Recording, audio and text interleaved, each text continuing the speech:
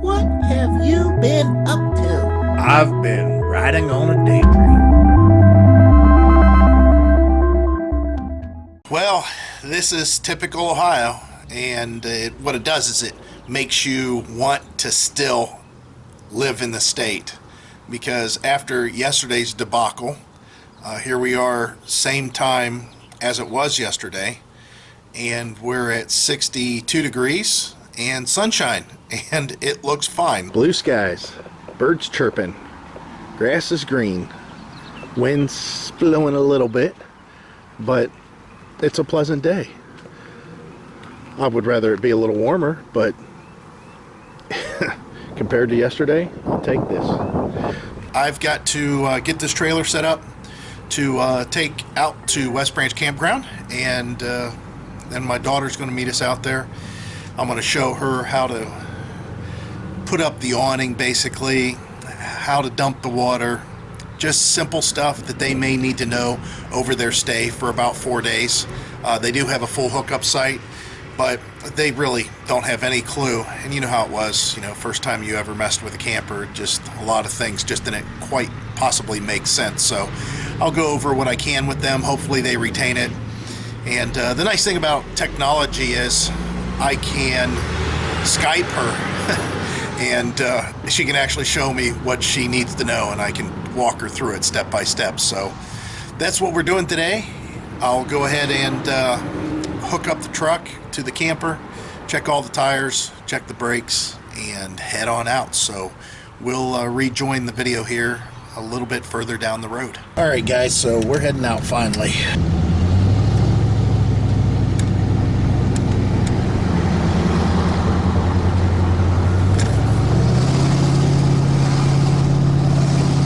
Continue on Lloyd Hills Road. So we're heading into a school zone here. How nice.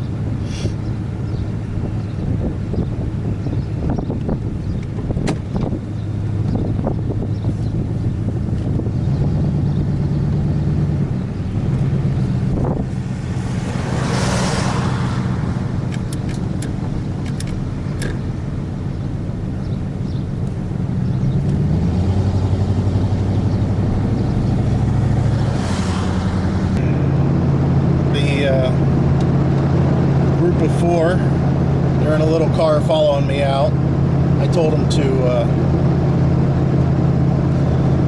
take the shortcut to the campground. I'm going to go the long way because it's just too bumpy. I mean, you'd think somebody would fix that, but I guess, the state parks, they're not in charge of that road necessarily. That's like a township road, so I understand why, they don't have any say in the matter. Plus, all the people that live on that road probably don't want it to be very smooth because it's on the edge of a police jurisdiction. So as far as the police out there patrolling for speeders, that probably wouldn't happen. And with all the campers that come out to the campground, yeah, that could be something. They'll definitely have to put a sway control on this because the wind's caught it a couple times and moved me. I'm not used to that. I'll tell you what I'd really like to get is one of those, the old one is Hensley Arrow, which we had a chance to buy, and one of those things, it's hindsight, we didn't realize we were going to need it. Oh, yep, I just watched that truck hit a bird.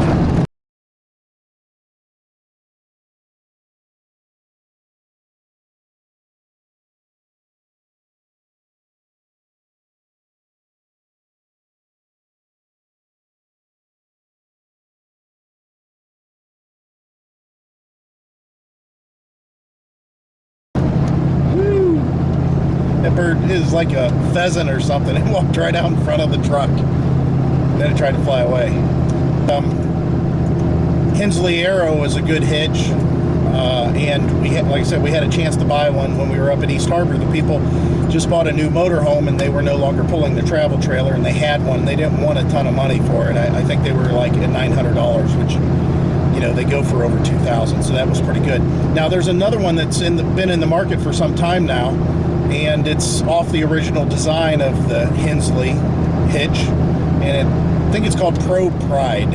It's just a weird concept, and you know, it's fun to watch the videos of people pulling with that hitch so you can watch it operate, because it's just strange. It's an odd thing, but it works. And as far as swaying that, it takes care of it. I actually have a video online of a commercial for the Hensley hitch, and it's showing like a Dodge Intrepid pulling an Airstream, which it's a big Airstream too. Of course you couldn't do that, but back then they were advertising that you could. I mean, you know, the vehicle can only pull so much weight, and that Airstream was definitely bigger than what it should be able to pull. So, and more enjoyable. The Hensley Arrow provides a new level of trailering performance with features like sway control. The Hensley Arrow's patented linkage system equalizes unstable air pressure from wind gusts and truck turbulence, providing a smooth, comfortable ride, regardless of weather or road conditions. Steering control. The Hensley Arrow's hitch assembly provides rigid trailering stability if your trailer's wheels roll off onto the shoulder. And more importantly, helps you keep control as you maneuver back onto the pavement. Tighter turning radius. The Hensley Arrow's articulating hitch box assembly moves the trailer in the direction of the turn so that the trailer negotiates sharp turns like a fifth wheel.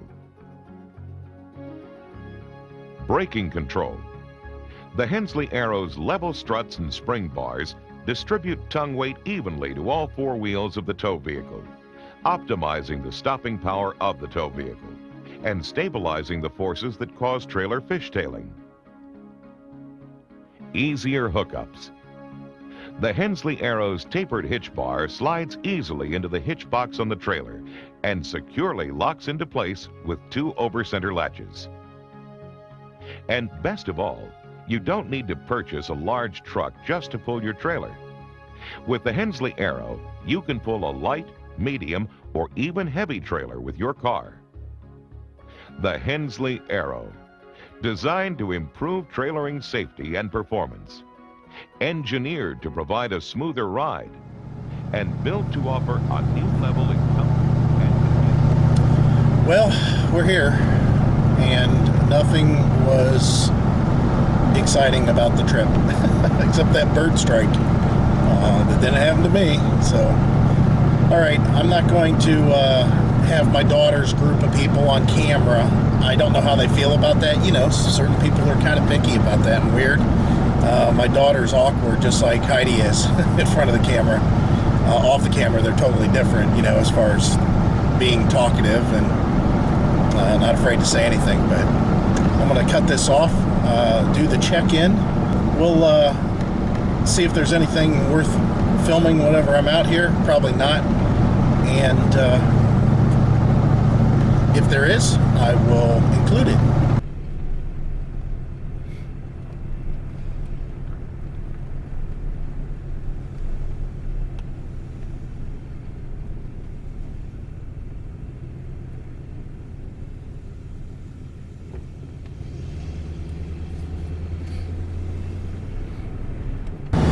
So it's kind of funny, you know, kids being kids. They kind of clueless to the whole camping scene. All they wanted to do is go out in the woods and get sticks and make a fire. Which I told them, I said, you gotta watch, there's some rules about gathering wood. So they'll do okay. They're all excited, so that's good. I like seeing that they're excited about, you know, camping. I mean, this is a whole new generation of you know, that's behind me, that's kind of interested in it. So I wanted to, you know, kind of be an ambassador and promote it to some extent, but more than anything else, just allow them the chance to experience, in this case, a travel trailer, because they've done tent camping. But I told them, you know, there is another level to camping that makes a little bit more fun, but there's also more responsibility. So they'll get to see the fun part of it without so much the responsibility. Because quite honestly, you know, they don't have to tow, they don't have to worry about setting up or emptying tanks or anything. I just pulled the gray water tank open and told them, you know, go right ahead. They've only got 3.5 days and they don't necessarily plan on using the toilet. And I said, well, you're not going to fill the black water tank anyways. I seriously doubt it. But I told them how to check the levels and how to turn on pilot lights and shut them off and stuff, and how to put the awning down in case the rain real hard, which we don't have that in the forecast as of yet. And also the wind. I told them, you know, if the wind gets real bad, I showed them how to put down the awning. But so I'm happy at see how they handle that, if they like camping in a travel trailer. Never know. All right, so I'm gonna head back to the house. Heidi is already on her way to drop our son off at work. He's working from 5 to 1 in the morning. The good news is, as far as the full-time front goes, he loves his job. And right now it's part-time, but they're training him in a full-time status. So you can see what kind of money he makes, you know, full-time. For his very first job, to have a company that's, you know, full benefits, you know, weight rooms that are open 24 hours a day, and cafeterias and snack rooms, and he's making like $10.75 an hour to start. So that's not pocket change for a beginner. I love it. I'm glad that he's happy. So that might get us out there a little bit faster. We'll have to see. I don't know that for sure, but it could. It's a possibility. Now, I've definitely got a problem with the truck, so I'm going to have to address that. Cars that I've had in the past that get hot whenever you accelerate heavily, but that usually means like a stuck thermostat. The thing is I know the thermostat isn't stuck, because if it's stuck open, and if it was stuck open, the engine wouldn't maintain the heat that it does. At an idle, during startup, all that good stuff, this thing goes to the O in normal, which is a Ford gauge thing. And having Fords all my life, I know that a 160 thermostat puts you on the top of N whenever it's really cold out, as far as like during a nice cool summer night or spring night or crisp fall evening. With a 160 thermostat, you're going to be running on the top of the N or the N. The O is reserved for about 180 degrees, and this is across quite a few Fords. I've started noticing this on a 76 Mustang Ghia, on a 78 Mustang Cobra, both of them with 302s, and then with 89 5-liter, actually 3 89 5-liter cars, all of them run the same whenever you put a cool thermostat in there, a high flow 160, if the cooling system is pretty good. So I know that with this thing running at an O or a little bit higher, I know it's a 180 high flow. It's about right. So with all that confusion said, it shouldn't raise above R at any point. It's just not normal. And I'm using the word normal, which is ironic, but it's not a normal thing. The fact that this thing, whenever I accelerate just for a short period, it jumps up on the M. That M, that's pretty warm. It's still in the word normal, but considering that it has everything new underneath the hood, it could mean that the flow is too great to keep water in the radiator to cool. I doubt that. I doubt that's the case. It could also mean that a belt is slipping on the water pump. I doubt that, because this has 2 belts and they're brand new, and there's no moisture or any kind of oil or anything on the belts, so that's not the case. So now I got to figure out if it's possibly water pump cavitation, that whenever I'm getting into it, the pump, instead of moving water, it's just spinning inside the water. I seriously doubt that. It doesn't seem that would be the case, but you never know. Oh, there's a pop-up for sale. $675. It's an old one. It's an old Sunlight with the lift arms on the outside. But yeah, so this is the smooth part of this road, the shortcut. I don't mind this part, but that part we just traveled, you've seen how bumpy that was. So there's something I've got to be concerned about, and I'm going to be into testing probably compression on the cylinders. I don't think that I'm losing any antifreeze in the cylinder. It's possible, I guess. I've got to test the cooling system pressure. I don't think there's any holes in the cooling system, but there's something going on there, because I'm still having a problem with the antifreeze dropping level inside of the radiator. However, it's not pulling it from the reservoir, which that's just a cap issue normally, but the cap's brand new. And I'm going to put on a different cap and try to run it for a couple days and see if that makes a difference, but I just don't know. I might be able to go up a few pounds. 1/4 mile. Turn left on Ohio 14. So I got a lot of troubleshooting I need to do. I hope that I don't have to get into a new set of heads because they're cracked or something like that. Could be, though. Never know. It's possible. I had a car that I worked on, a 1973 Cougar XR7 convertible with a 351 Cleveland factory 4-barrel, which is kind of a rare bird there.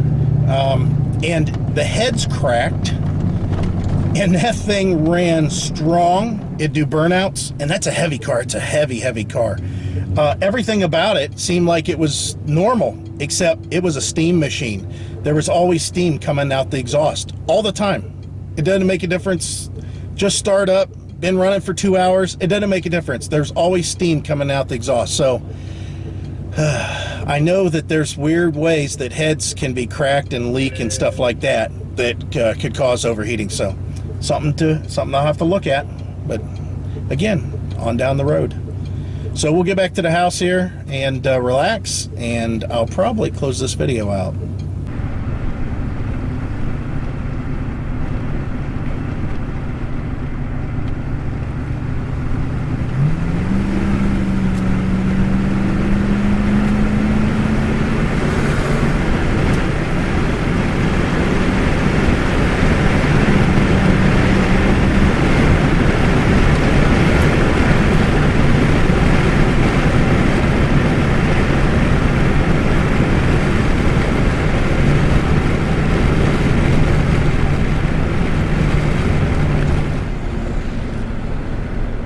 Turn right at the traffic light. Arriving at home on the left.